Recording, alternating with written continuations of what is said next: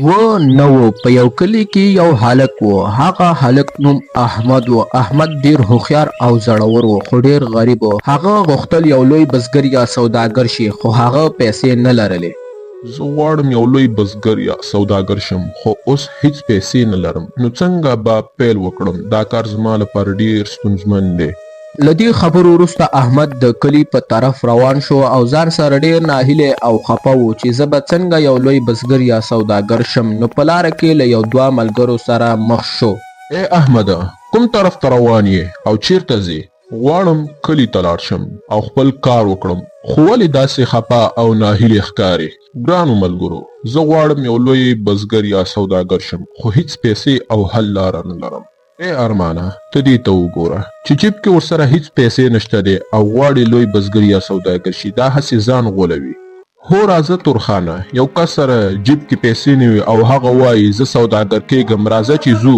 له دې خبرو وروسته احمد نور هم ناهیلی شو او د کلي په طرف خپه او ستومانه روان شو او له ځان سره یې وویل کیدای شي زما دا هڅه بې ځایه وي او هسې خوب وي زه به هیڅکله له دې غریبۍ سره لوی بزګر یا سوداګر نشم.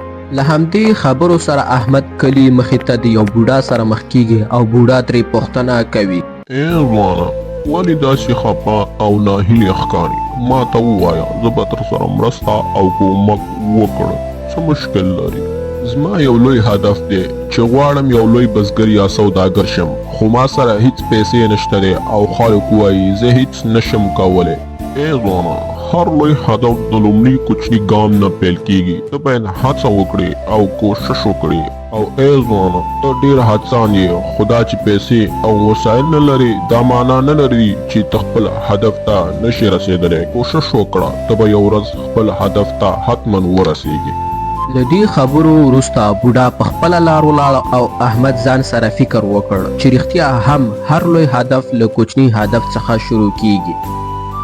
4 کاله وروسته احمد له ډیر زیات زحمت وروسته خپل هدف ته رسېدلی و. هغه اوس یو لوی بزګر و. ډیر مزدورانو ورسره کار کوه او احمد د هغوی مشر و.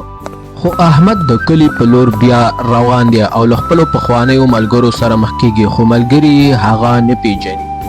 آیا تاسو ما پیژنئ چې زه څوک یم؟ نه موږ نه پوهیږو چې ته څوک یې. آیا تاسو خپل ملګری احمد هیر کړی دی؟ هغه څوک چې تاسو ورته ویل چې هیڅکله به لوی بزګر یا سوداګر نشي خو نن زه ستاسو مخې ته ولاړ یم او یو لوی بزګر یم. آیا په رښتیا ته احمد یې؟ هو زه هماغه احمد یم. له دې خبرو وروسته احمد خوشحاله له دې ځایه لاړ او ملګری یې په خپلو خبرو چې احمد ته یې کړي وو زیات خفه و او له ځان سره یې وویل کاش چې دا خبره مو احمد ته نه وای کړې. او همداشان احمد د کلي خلکو لپاره د الهام مثال شو.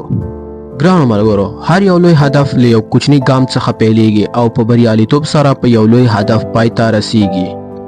که زموږ ویډیو مو خوښه شوې وي ویډیو د سره لایک کړئ او د لا نور ویډیوګانو دپاره زموږ چینل د سره سبسکرایب کړئ.